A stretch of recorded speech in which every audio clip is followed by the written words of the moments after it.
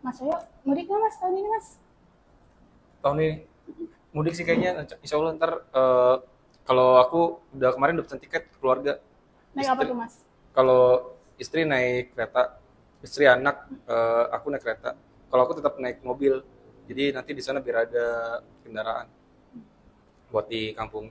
Kenapa yang sebagian naik mobil, sebagian naik motor? Ini Mas kereta Mas? Si anak, jadi anak kedua aku tuh kalau naik mobil jarak jauh, bahkan jarak dekat kadang-kadang tuh suka muntah. Jadi kalau misalkan aku paksa dia naik mobil, kasihan nanti dia di mobil kayak nggak nyaman gitu kan. Makanya naik kereta. Dan kereta itu kayaknya sekarang bagus sih, pelayanannya, bagus banget. Bener sih Mas. Dan apa kereta mungkin jadi salah satu ini ya transportasi favorit kalau misalnya buat mudik. Hmm, Terutama buat anak-anak juga kayaknya sih nyaman Mas naik kereta hmm, zaman sekarang ya. hmm. Beda banget sama mungkin kita balik ke sebelumnya gitu ya, zaman KAI yang Oh, dulu. hmm, Nah itu mungkin agak beda banget tuh iya. sekarang. Aku belum pernah sih pulang kampung naik kereta. Kayaknya hampir bahkan nggak pernah sama sekali. Kalau tadi pernah pulang kampung naik kereta. Pernah Mas, di saat waktu kereta belum bagus banget, itu juga pernah ngerasain tuh yang Hmm, bener-bener kereta kumuh dan segala macam itu pernah ngerasain dan beberapa di sekarang beberapa kali juga sering tuh naik kereta ke Jawa gitu hmm, dan hmm. itu emang beda banget sih ininya Iya. fasilitasnya. Emang kalau ngomongin kereta pasti pada akhirnya bakal muncul sosok Jonan kan. Iya. Jadi bakal ke main apa ke bayang top of mind tuh bahwa kereta api sukses maju pasti karena sosok Jonan. Iya. Dia melakukan transformasi kan dari tadi yang tadi jelasin sama yang sekarang kondisi kereta sekarang itu bagus banget. Hmm. Tapi tadi punya pengalaman nggak atau punya ini nggak pandangan nggak terkait transformasi yang dilakukan Jonan di KAI?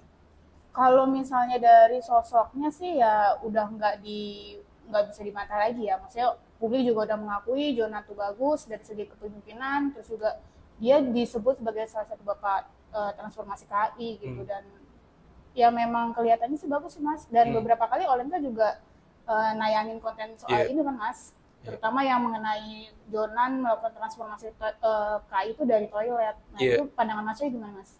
Ya, jadi kalau yang Jonan bilang kan dia bilang kalau nggak salah ya kata-katanya kayak gini, omong kosong lah mau melakukan transformasi di KAI kalau misalkan toiletnya masih kotor. Jadi dia menanamkan standar kebersihan itu mulai dari toilet kalau misalkan berhasil dia baru melebar ke stasiun dan kereta dan KAI secara keseluruhan. Tapi memang dia bilang dia melakukan transformasi itu yang dia ukur pertama kali itu toiletnya.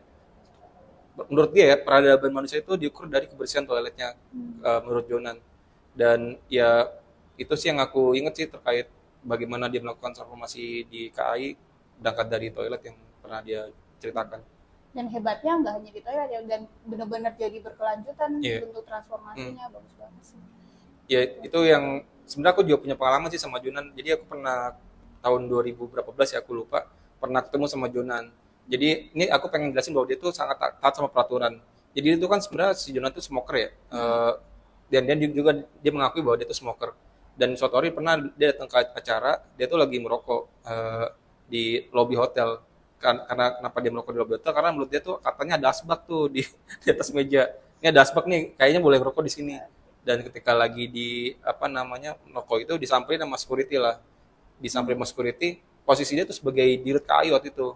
Dan ketika dia disamperin sama security diminta buat pindah buat dan mematikan rokoknya, dia nggak bilang gue dirut KAI lu ngapain lu ngusir-ngusir gue. Dia bilang oh iya maaf pak saya salah, saya nggak tahu kalau ini apa dilarang merokok, saya kiranya asbak. Akhirnya dia matikan rokoknya, dia keluar, di luar dia ngerokok lagi. Nah itu pengen menggambarkan bahwa dia itu taat peraturan lah. Jadi di diri sendiri aja dia taat peraturan, apalagi di company ya mungkin dia juga sama tegasnya. Itu sih aku ingat sama dari Jonan sih. Tapi kayaknya menarik ya nanti kalau misalkan ke depan kita coba liputan mudik Soal ya, mudik ya Mas khususnya ya. di entah itu di Senen atau di Gambir, nanti kita lihat apa namanya bagaimana pandangan orang-orang terkait kereta api, apakah masih sama atau lainannya atau ada nambahan atau ada pengurangan, karena kan tantangan di KAI sekarang adalah dikomparasi sama standar regional kan, itu kan karena standar regional tinggi, mungkin nanti bisa coba ditugaskan reporter kita. Oke, boleh Mas. Sip.